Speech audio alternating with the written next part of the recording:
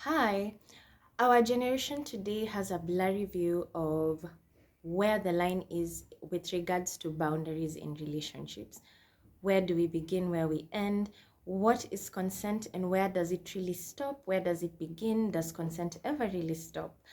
And what I would want to ask you is, are you seeing things clearly?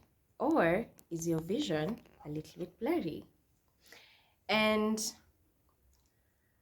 I think a lot of the things we think are okay today are not, and it comes from the movies, the series, and the soap operas we watched while we were growing up. If you did any of the three of those things. So we'll get into that today. We're doing 7 things that movies taught us. Oh, and romance novels taught us that are okay but really aren't. Hi, I'm Jean Rehema. I'm a mental health and life coach. A Christian one.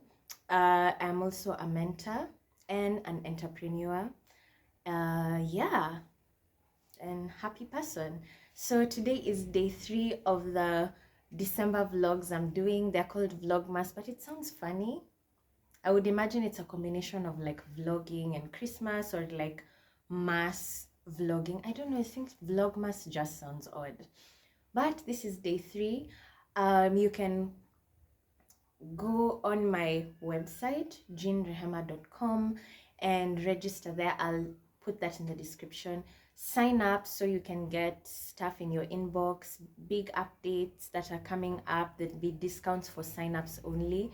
There's some big news coming, so stay tuned for that. So let's get in. And since I have been forgetting the summary, I have notes today so that I do not forget the summary of everything we are saying. You can find the other 2 videos if you missed them here, and they'll also be at the end of the video. So, number 1, grabbing someone and kissing them from out of the blue. This scene always looks romantic in movies. It really does. There's how they put it. It looks romantic. The girl is kind of walking away, or she's just walking towards the guy, and then he grabs her and kisses her, smack on the mouth. Now, I will tell you this, there is nobody, I can tell you there is no one I have ever interacted with that thinks that is fun when you're just minding your own business, moving around, and somebody unexpectedly puts their wet mouth on your mouth. That is not romantic. You need someone's consent before doing that. Do not just go in putting your lips on somebody's lips. It's not really nice. You need consent for that. That's a very intimate thing. Do not just, like, oh, you just look nice, let me put a wet one on you today. No, really, you need to make sure the other person wants to do that and you want to do that, and it's the right time to do that. Don't just go placing your mouth on somebody else's. It's not, no. Unwanted affection, no. Number 2, in soap operas there used to be these passionate scenes. They're having a fight and oh, someone is mad. What happens?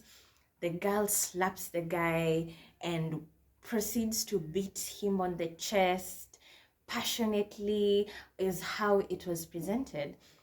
That is what we call domestic violence. You are not supposed to slap someone because they made you angry.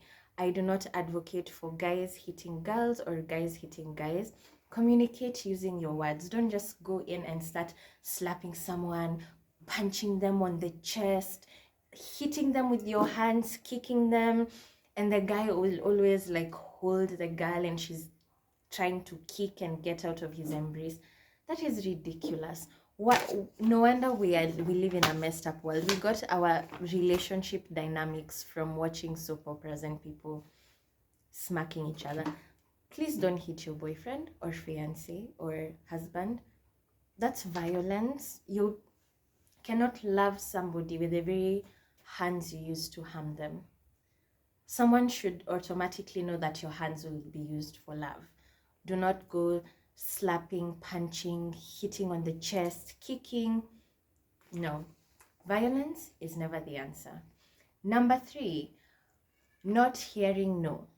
Now, there was always this Harlequin romance. I know you may have read them. There's a high chance you read them if you're a girl. And if you're a guy, there is a slightly less chance that you read them, but it's still pretty high. There was always these scenes where, oh, they're on the horse. Those are the most common ones. This girl who is from either a poor family, weird dynamics. This girl from a poor family, or she was picked up from somewhere, meets this duke from this rich family with a ranch, and he saves her and picks her up, and then now he's teaching her some things, and he's there removing her socks and hairband and other things. It was removing her wristwatch and other stories. You know how it goes. And he does the wet kisses thing, just putting your mouth on someone. That is inappropriate. And the girl would be like, stop. And the way the scene was always painted, it is as if she is saying no when she really does not mean it. And the guy would always persist. Now, that in real life is completely unacceptable. That is what we call rape. If somebody says no, they mean no. I can assure you I have not yet met anyone or heard of anyone who said no when they meant yes.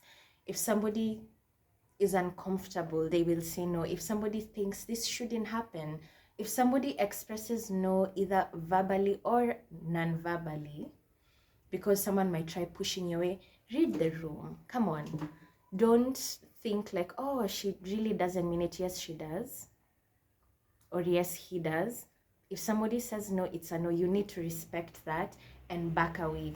But romance novels painted it in such a way like, oh, she's in the throes of passion. She does not really mean it. Yes, she does. Don't do that. That is absolutely wrong. Imagine if that was your daughter or your sister and something like that happened and they came home and said, oh, I tried saying no and the person continued. I'd be like, where is that person? I need to jump on them. And other stories. That's how you'd react. You didn't be like, oh, I'm sure you didn't mean it. You wouldn't say that because that's not true. Consent must be given. If somebody says no, they mean it. Now, number 4, explosive fights. I think we've already covered that, but there was always explosive fights with lots of tequila and yelling and violence. Something happens and one guy is jumping on another guy trying to defend this girl, and she kind of like comes in. I don't know why. This is, I think, mostly in soap operas. The previous one was mostly in the romance novels. It's just unnecessary drama. Your relationship should not have unnecessary drama. Why is it so dramatic? It's unnecessary. You should have peace. Okay? Which number are we at? Number 5, divided attention.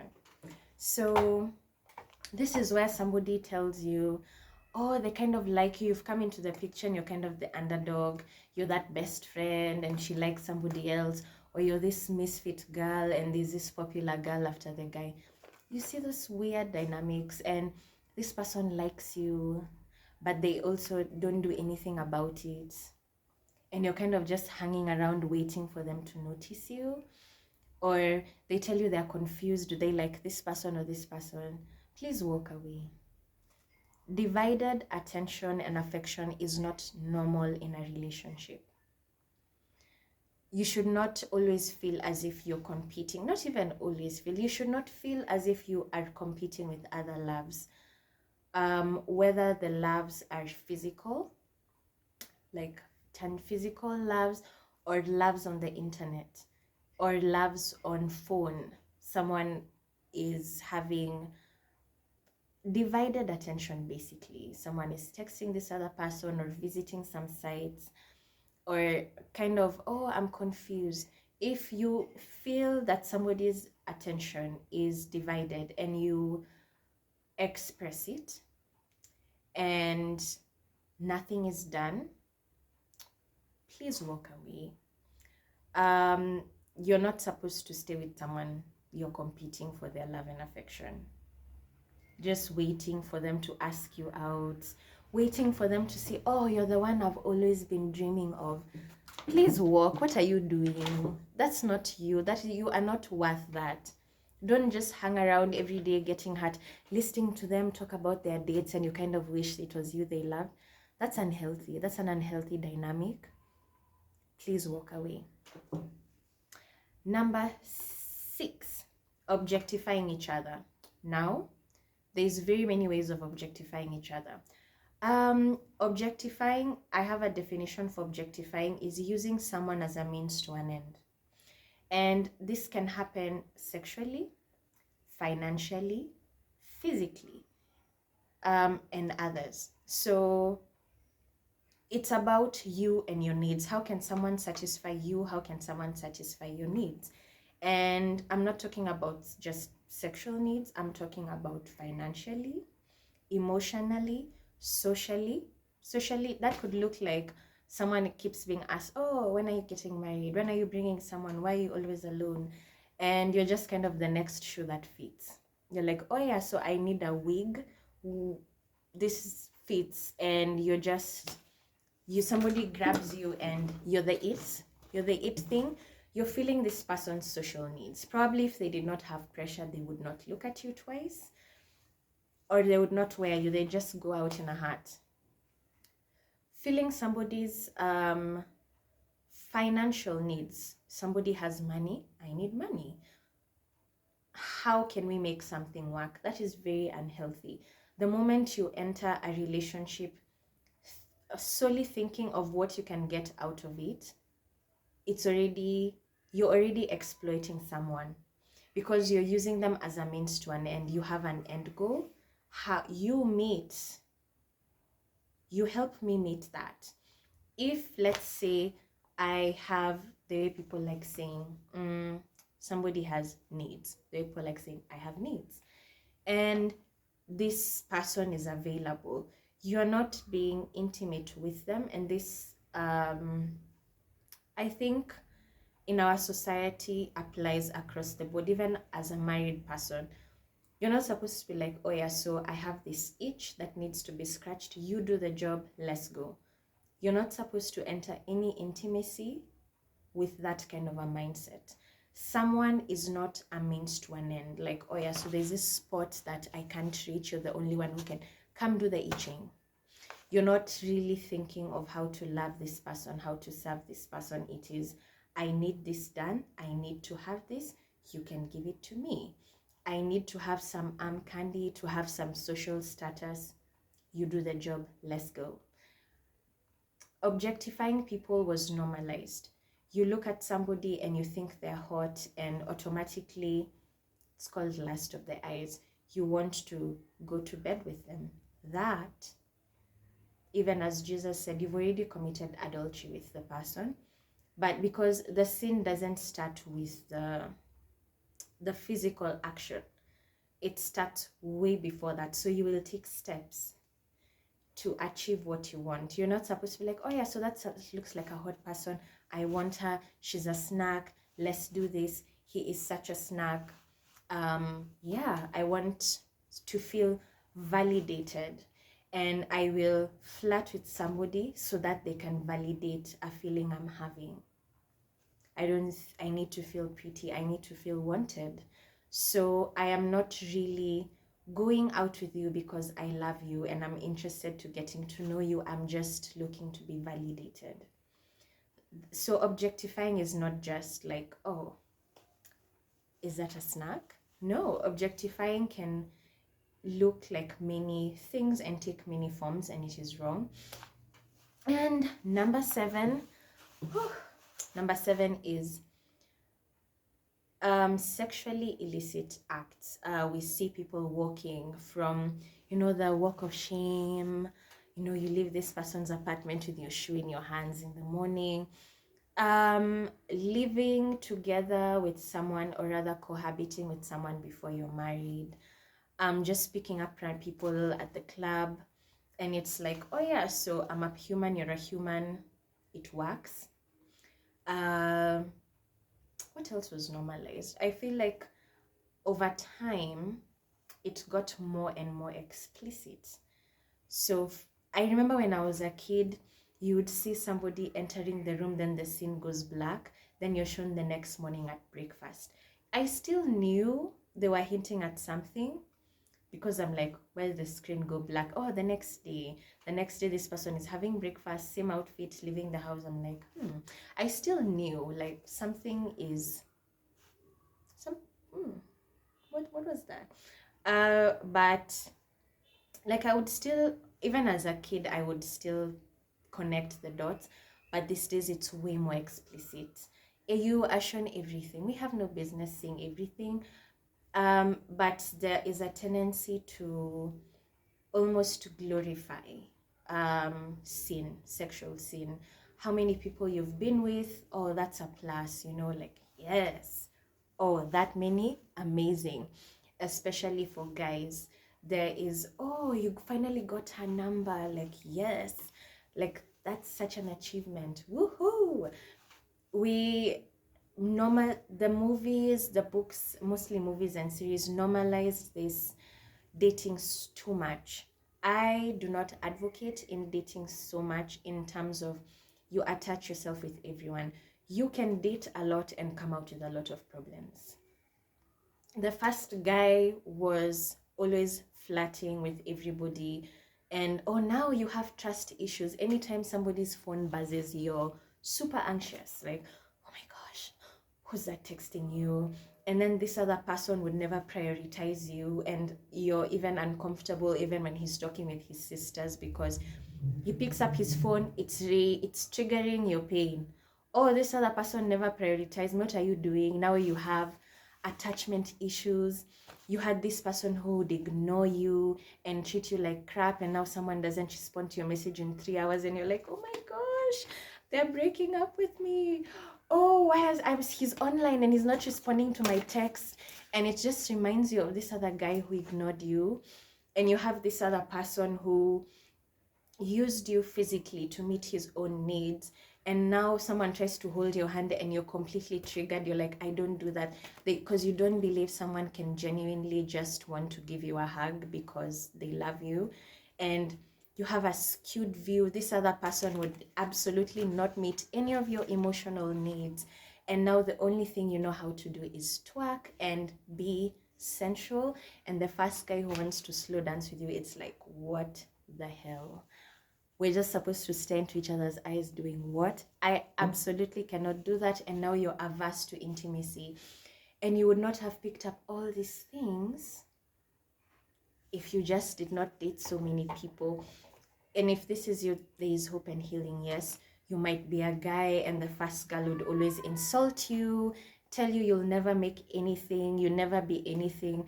And you have this new girl and she corrects you once, and you're like, oh, you can't speak to me that way. And you're all mad. And then this other one cheated on you, and you're like, oh, the character development was too much. I am never trusting anybody with my heart again. And now you're very cold with someone who could actually be a really nice human being and genuinely wants to get to know you.